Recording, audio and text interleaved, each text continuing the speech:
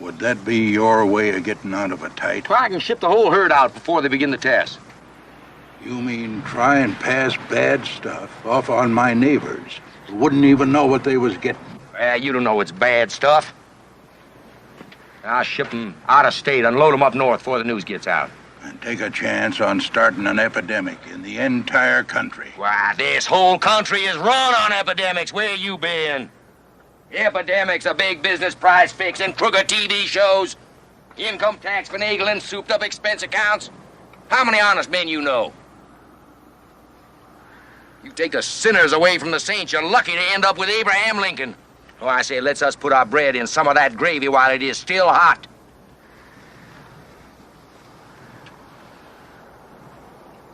You're an unprincipled man, Hud.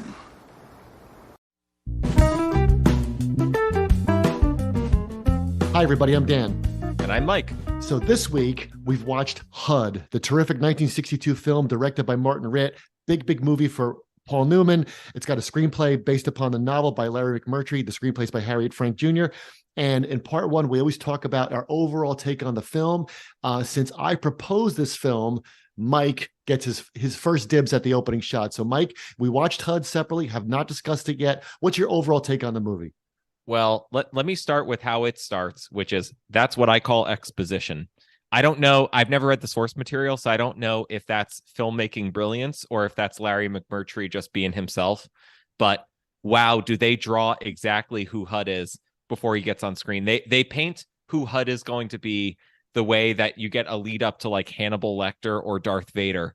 And he may be the greatest Western villain. I think a lot of people would call him an anti-hero, and we'll get into it. But they're everything from, hey, have you seen my Uncle HUD? The kid walking around town eating the donuts with the radio in his pocket. Right. He's a heel. And what does he find? What does his nephew find on the steps leading up to the house? A heel. Then the lady's husband finally comes home and he blames it on the nephew. He just lies right in front of him. He says, I'm going to finish this discussion with him behind the woodshed. They get in the car and drive away. And you're already in the movie. So they paint character so beautifully in this film that it would the film leads you to believe that there's going to be a turnaround. What the experience of watching this movie is like, you and I are on a road trip, and then we realize 2 hours into the road trip that we should have been going north, but we're going south. And I keep waiting for us to make a U-turn, and I keep thinking, he's going to take the next U-turn. And then you take no exits, and then we drive off the coast of Florida into the ocean. That's how I felt watching this movie. 100%. The challenge is to make the catch of the movies that HUD is this amoral black hole, but of course he's Paul Newman. So it's so like the tension is how despicable he is and how unlikable he is, but also how cool he is because he's Paul Newman. Yeah, it's like if the Grinch starred in Rebel Without a Cause and you were like, well, those Who's are going to catch up to him eventually. Yeah. And then nothing happens. Right. And then it's 2 hours and nothing happens. But every performance is beautiful. Yeah. It's like how we've done all these Dracula movies, right? Like if you want to be like, you see Bela Lugosi as Dracula, like, well, he's kind of cool. Like I said, he's the James Bond Dracula. That'd be kind of cool walking around with your top hat on and hypnotizing people. But nobody looks at the Klaus Kinski Nosferatu and says that'd be kind of cool to have those ears and that, and that complexion. So it's kind of funny, but like you have somebody who's completely ugly, but yet played by like one of the most like good looking, charismatic guys, like literally ever in movies. And no matter how hard the movie pushes you to dislike him, and as much as you do as it goes on, there's always that atomic particle. You're like, yeah, but he's still Paul Newman. And that's dramatized by all the characters, right? And the way they react to him. Right. Yeah. So he has showdowns with his father, right? Who says, I don't understand how you came out of me. Right. But you're still my son. Yeah. Right. It's that way between nephew and uncle. It's like, I used to idolize you as a kid, but you're still family, but I can't stand you. Right. Even at their parting, which I'm sure we'll get to it, Alma says it would have happened eventually. Yeah. And then she gets on the bus. I will say one of the beautiful things about this movie, though, is camera placement. I don't want to get into it because we only have 15 minutes, There's some very famous cinematography in this film. But the interesting thing is there's so many shots in this movie where you could have envisioned them and other directors would have let them go because technically they were so difficult. What's an example of one of those shots? It's like I'm driving and I'm going to shoot your expression in the car behind me because my truck is close to your car, but catch both of our faces at the same time. You'd think, well, that's a 2-second shot. I'm not setting up a dolly on the hood of this truck to get a 2-second shot. But the people who made this movie were like, yes, we are. Well, That's it was exactly what we're doing. Yeah, it was James Wong Howe, who was the great cinematographer. I mean, his name is all over movies the same way you see like Edith Head, as doing costumes. I think he said this was his favorite movie. And one of my notes, it's so funny, is this movie is filled with, I swear this is on one of my notes.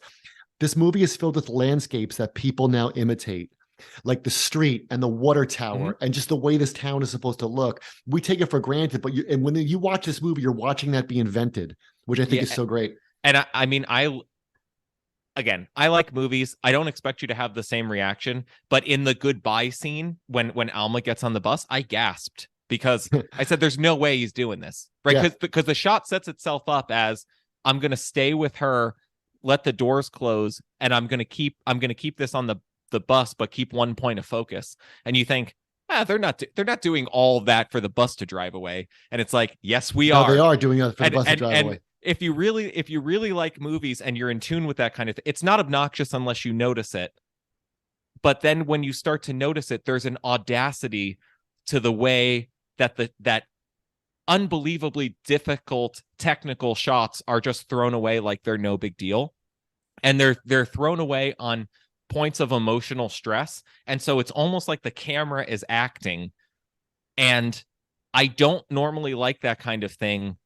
But here I really do, because they're done so gracefully that I can't even believe it. Because I know I can see in my brain what they had to do to set up the shots, but they're just so beautiful and they only last a couple seconds. Well, you said audacious, right? And I think that what's so audacious about this film, one of the things I thought to myself is this movie would never get made today. And why is that? Because what's audacious about it is that the whole movie is a character study. I mean, it's basically plotless. We'll talk about the plot in part 2, but it's a character study of 3 people with 3 different sets of values interacting with each other. And you do kind of like every Tetris combination of them, right? Like you have HUD, like what does HUD assume? What is HUD value, right? Self-interest, like the world is my oyster, when he sells out his lawn in the beginning, when he tries to rape Patricia Neal, his whole thing is like, nobody gets out of the world alive. You take what you want. You could sell the diseased cows. Remember what she says? I wish you wouldn't park in my flowers. Remember what he says? Don't plan on where I'm going to park. Like I can park wherever I want, right? Then you have Lon, like you said, the good guy. He's the kid from Shane, literally the kid from Shane with all of those values the kid from Shane has, grown up like, walking around Texas like Wally Cleaver, trying to do the right thing. And then you have the father, right, who says like, had you ever become my son? His father thinks the land is a big important thing. There's a sense of things vanishing. Didn't he remind you of Sheriff Bell?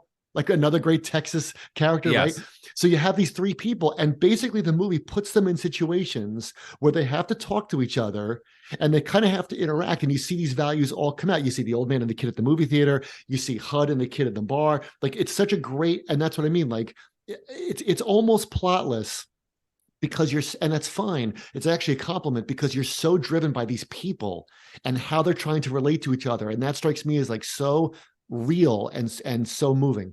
Yeah, I think there's kind of like a trichotomy between exactly. That's exactly character. What it is. Yeah, it's character. Well, and then the second trichotomy is there's character, plot, and really good, like obnoxiously good cinematography. But you pick, right. You got to pick 2 out of 3. And in their personal trichotomy, you have to pick any 2 out of 3 for any good scene. And in this one, they pick character and obnoxiously good cinematography, but you can only fit 2 out of 3. So it's not a dig on the movie. It's what makes it beautiful. Absolutely.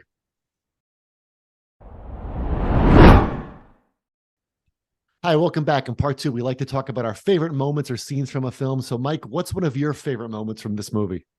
There's a scene where he's out drinking with his nephew and he finally buys the kid a beer, and the kid goes to put coins in the jukebox and ends up looking at the woman at the bar, and her boyfriend or husband or whoever it is starts to get a little bit squirrely, and essentially they end up in this standoff. And as part of the standoff, HUD, as a joke, turns to the woman and says, "Did you offer him any encouragement?" And she says, "No." He says, "Well, I was sitting way over there and I was a little bit encouraged myself." And I think that that's a perfect illustration of his character. He really believes that he's entitled to have whatever he wants. And it's not that his behavior changes, but the setting of his behavior changes, because later when he attacks Alma, we're all absolutely horrified. You know, it's under different circumstances, but it's the same person. And so I think that what this movie is trying to illustrate is that there's certain things that we laugh at in the light that are horrible in the darkness. And that's a sense. I know we'll talk about the ending of the movie later, but the very end of the movie is HUD by himself in an empty house. Yeah. Right. Yeah. It's charming. And that's how he gets there. The movie's about how he gets there. Right. He's a sitcom character when everybody's sitting around eating breakfast. There's work to do. Shove a donut in your mouth and let's get in the truck. That's one setting. But when you're alone, it becomes grotesque. Right. What seems funny, what appears harmless in, you know, where it's just going to be some country fight scene. Right. It's like the fight from Shane, but only for 30 seconds. Right. And so what seems funny in that setting is grotesque in another setting. And the movie does not let you have it both ways. The movie says, the way you feel right now, stick a pin in that because we're going to revisit that. And there's really no moment that's left unobserved. Another example is when he's rolling his eyes after playing a joke on the kid, right? He tells the guy that it was my nephew with your wife, you know, and I'm going to give him a good talking to. But then he's on his way to see the same lady, and he's with his nephew, and he says, "Do you want to come with?" Grotesque offer, right? Yes. Because you know what's going to happen if you come with, and then you know, you logistically your brain goes to a place and you go, well, how would that work, right? And he says, at first it seems like he's going to say yes, and then he says, "No, I don't think so." Yeah. And he rejects it, because what is funny implicitly or something that didn't happen is grotesque if it actually happens. Right. The way that he flirts with Alma and says, "How's about it?" seems harmless. It seems like it's movie banter until you see it when the two of them are alone and you say, "No, I wish that scene weren't happening. Stop that from happening." Right. And waiting for the car to turn around. Like you said, you keep waiting for the car to turn around, and it keeps going forward and forward and forward. Same thing with the cattle, right? You keep thinking, okay, there's some George Bailey-esque type of salvation coming, either financial or some other kind of possibility, but it's not happening. And that's the grotesquerie of this film. Well, it's funny because you said that about the cattle, because that's my moment. So my moment is when, you know, they go to shoot the cattle, because as you said, you can't believe that the movie keeps going forward emotionally the way it does. And you're shocked the first time you see it that it's going to go forward plot wise with the cattle. You keep waiting for George Bailey to come in, and the old man's doing the right thing. No, we're going to call the government. They're going to come in here, and just because HUD is against it, you're for it, because HUD is such a bad dude. You're like, no, the old man's doing the right thing. Right. And that scene where they go into that pit and they have to kill them all, right? You know, the old man says it don't take long to kill things, not like it does to make them grow. And of course, this is a movie about emotional and familial foot and mouth disease. I mean, HUD is the disease of that family. He's the thing. And we think we kind of figure out why. We keep waiting the first hour. What is between you and the old man? And it reminded me of the plot very much of Death of a Salesman. Right. So, you know, Bernard says to Biff Loman, and his mother says to him, "What is between you and Willie?" And Biff always says, "Oh, nothing.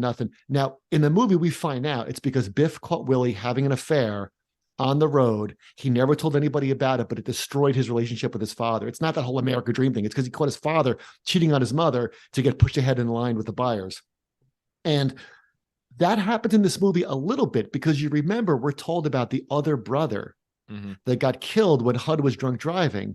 And you think to yourself, okay, that's what this is about. It's going to be about how a death in the family changes everybody, like a million other. But But it's not just that, because it's really that some people are just rotten.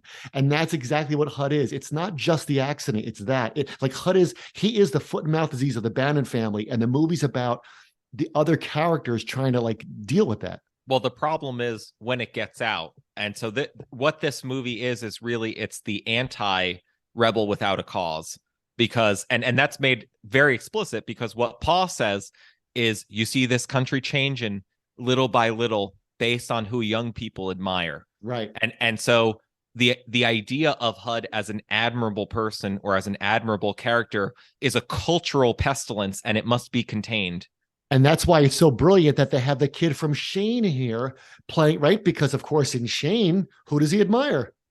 Shane. And so do we, right? And here, well, who does he admire-ish? Like he kind of admires his Uncle HUD the same we do, because there's things about him that really pull you in. Like it's very easy to get sucked into Paul Newman's gravitational field, right? But you look at who's admired, and Paul Newman himself said that when the movie came out, he couldn't believe that so many people wanted to walk like him, like they had the HUD walk and that posters everywhere. And he was kind of surprised. But I wonder how much he was really surprised, because he looks so cool that way in the movie, like you said, like James Dean. But it's fascinating that they got the kid from Shane. This is a movie that takes place in the world of Shane, but without a Shane character. Yeah, well, the papers want to know whose shirts you wear.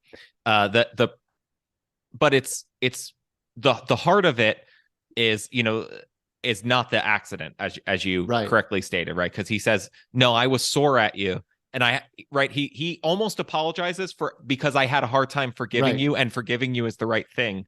But that's not why I'm angry. What this movie does is there are things that you see in movies that have consequences. And sometimes we go to the movie to escape from consequences, but this movie is an escape into consequences. Good consequences and bad consequences. As you said, HUD's first idea is let's sell the diseased cattle, make some money and go. And then his second idea is, well, at least we could use the land for oil. And his dad illustrates the consequences of what that would mean. And then because he can't, he has to lay off the two guys, who both get fired. And he's essentially driven mad and dies because he wants to ride through the land one more time, falls off the horse and dies in his son's arms. And so this is a world where the thing that you're afraid of is going to come true. We as the audience are going to sit there and watch it come through. And so you could wish that the action weren't happening, but of course it is. It's essentially, it's like a car you're not driving. Yeah, and when HUD says we should drill for oil, and the old man gives his responses about why they shouldn't do that, because you can't see it, you can't go out and take care of it and stuff. Is that, of course, it occurred to me that HUD would watch There Will Be Blood and say, now that's what I'm talking about. Like, and just like Daniel Day-Lewis in There Will Be Blood, HUD and Daniel Day-Lewis in that film, they're just who they are, and both of those movies show somebody going along and not changing. So let's talk about the end. Okay, so in part 3, of course, we always talk about the ending or the title or the key takeaways. Dan, get us started on the ending. It's funny because I mentioned Death of a Salesman earlier, and now the more that I think about it, the more I see how much this movie ends in a way like that play. At the end of the play, as you remember, Willie Loman kills himself. He thinks he's going to get Biff the insurance money, and at the end, they're all having this eulogy for Willie at the gravesite. And you could see Biff says, he had the wrong dreams. They were all wrong. And Hap says, no, I'm going to keep fighting. And at the end of the play, Biff is the only one that learns anything. Linda doesn't know why he did it. Hap is still living under this idea they're going to start this great Loman Brothers enterprise, but at least Biff gets out. And he says he had the wrong dreams, all wrong. And Biff leaves, right? Well, here, Lon kind of does the same kind of thing. Like Lon kind of breaks away from Paul Newman at the end. He says, I got to get out of here. And at the end, you have HUD just being who he is in that empty house. There's not a glimmer of change in him. And that, again, strikes me as something that you might not see happen in a film today. The courage to make that, to really push that through all the way and not even have a moment where, well, like imagine a lesser director, it would have like HUD shaving, looking at himself in the mirror, and like kind of having a moment at the end before the credits roll. He gets in the house and shuts the door. Well, what does he do when he gets in the house? I forgot. He opens a beer first. I was going to say he opened a beer, but I'm like, no, maybe I invented that, right? He opens a beer, right?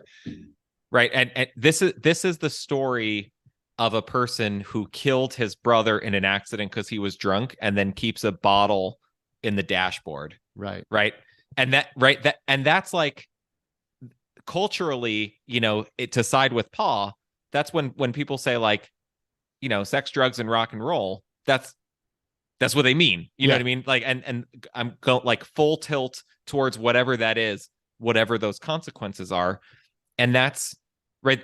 And that, I don't think that that's an overly moralistic reading of HUD, because I think that what this movie does is almost make you kind of grin at yourself for the moralistic reading of it, and then it insists on it, and then it doubles down on it, and then it triples down on it, and then it quadruples down on it, because essentially it turns their field of life into a field of death, and the kid can't live there anymore, but HUD can't live anywhere else, right? And his great claim against his father is you've been essentially treating me, you've trapped me as a 16-year-old forever. But the thing that his dad has against him is, no, you've been a 16-year-old forever, and that's who you're going to be long after I'm gone, and I don't know what to do or what to feel about that.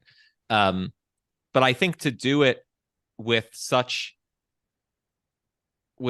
beauty and such grace, again, to return to the cinematography, is like, it's like if we were going to paint a George Washington sized portrait of a loser, right? And you and right and the inherent irony of that is, you say, well, if you're going to do that, why don't you pick a smaller canvas? And you say, no, this is the right size canvas. It's like, why don't you do it a different style? No, this is the appropriate style, right? And he's just as love with the landscape as as John Ford.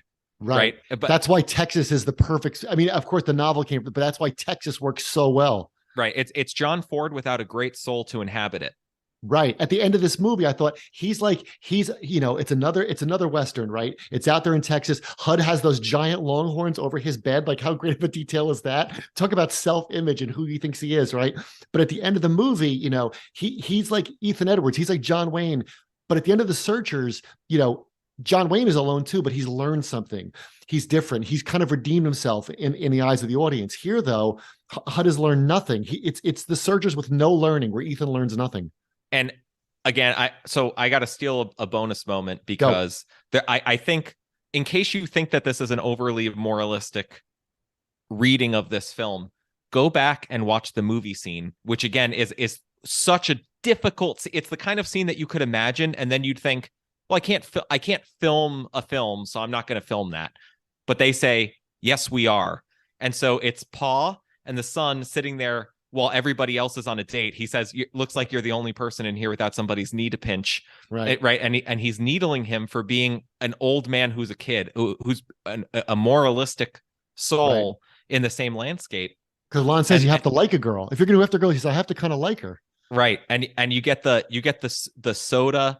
It's the thing that comes out to sing like the let's all go to the movies is the soda thing with the canted cartoon hips, and the big googly eyes, right? And she comes out and they start to sing My Darling Clementine, and all of a sudden the entire screen is just Pa's face, because everybody's singing an old song, but they don't know what's going into right. They're hearkening back to an old time, and the film is doing it almost winking at you for your amusement. And the point of that is that even that level of irony is itself being portrayed ironically, because the film is saying, okay, now that you've had your moment of irony, let me show you what it looks like in somebody's face if they meant it.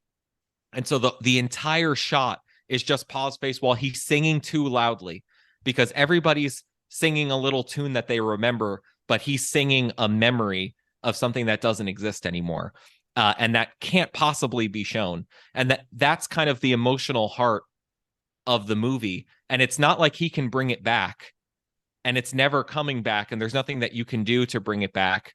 The only thing that you can do is try to be the kind of soul that would deserve that landscape. Because this is No Country for Old Men. Because that's why he can't kill the Longhorns, and when he does, that's such a traumatized. I hate to use that word, but it's such a traumatic scene for him, and he's so angry, right? Because that whole thing is gone. Remember, that's why he likes the Longhorns, because they're not worth anything financially. They're not worth anything to HUD, right? But they're worth something because they're a reminder of like how long I've been around, and they're like him, and they're tough, and they're a reminder of the past. And the right, and in that scene, the government guy gets out of his car to go kill him, right? And he says, well, right, Paul says, no, I'll do it myself. And he says, we have no guarantee that you would do it. And HUD said, he just told you, didn't he? Yeah. Right. And so that's what I would call my darling Clementine morality, right? That's his word actually means something to Pa. He knows the originals. He was around when the song was written, but to HUD, it's just a tune that he remembers. But it means enough that it evokes something that his dad gave his word. So thanks for listening, everybody. We hope you've enjoyed our conversation about HUD. It's a terrific movie. It's streaming on the Criterion Channel. Follow us on Twitter at 15MINFilm. Also follow us on Letterboxd. And let us know what to watch next. Thanks, everybody. We'll see you next time.